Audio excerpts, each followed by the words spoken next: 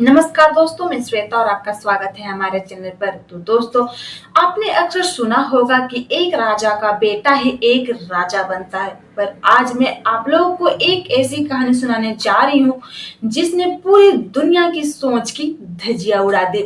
बात हो रही है महापद्मा नंद की, जिसने नंद वंश की शुरुआत की थी।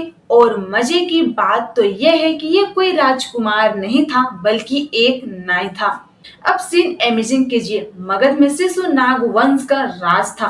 वहां के राजा के दरबार में महापद्मानंद काम करता था।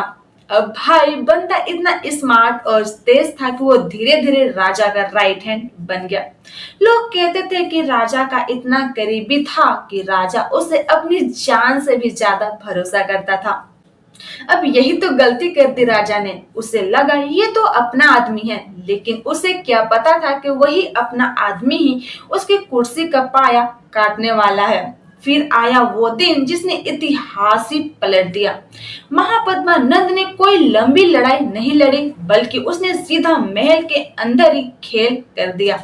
एक सोची समझी प्लानिंग के तहत उसने राजा को रातों रात ठिकाने लगा दिया और खुद को मगध का सम्राट घोषित कर दिया।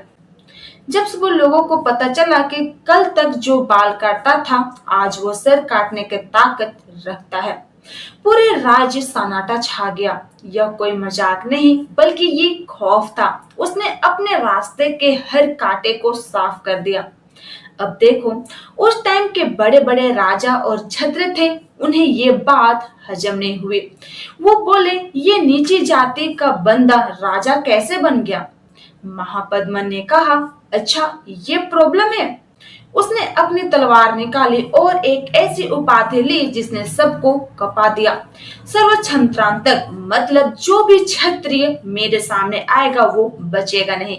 उसने एक एक करके सबको धूल चटा दी। उसकी सेना इतनी बड़ी थी कि कहते थे जब उनके हाथी चलते थे तो जमीन हिलती थी। मतलब समझ लीजिए कि उस टाइम का वो बाहुबली था, बस फर्क ये था कि वो असली था। तो भाई, महापद्मानंद की कहानी हमें ये सिखाती है कि दुनिया आपको किस नजर से देखती है, इससे कोई फर्क नहीं पड़ता। फर्क तो इससे पड़ता है कि आप खुद को क्या बनाना चाहते हो। उसने एक साधारण नाई से लेकर भारत के पहले महान सम्राट तक का सफर तय किया। उसने मगध को इतना अमीर बनाया कि उसके खजानों की चर्चा सदियों तक रही। ये बंदा भले ही क्रूर रहा हो, लेकिन इसने यह साबित कर दिया कि सत्ता जीन्स से नहीं, जिगर से होती है। तो दोस्तों, आपको क्या लगता है, क्या महापद्मानंद जो किया वो बदला था या उसकी अपनी महत्वाकांक्षा? कमेंट में बताओ, देखे आपकी क्या राय है। और दोस्तों, अगर आपको ये जानकारी पसंद आई हो तो वीडियो को लाइक करें और ऐसी जानकारी जानने के लिए हमारे चैनल को अभी सब्सक्राइब करें। मिलते हैं अगले वीडियो में, तब तक के लिए धन्यवाद।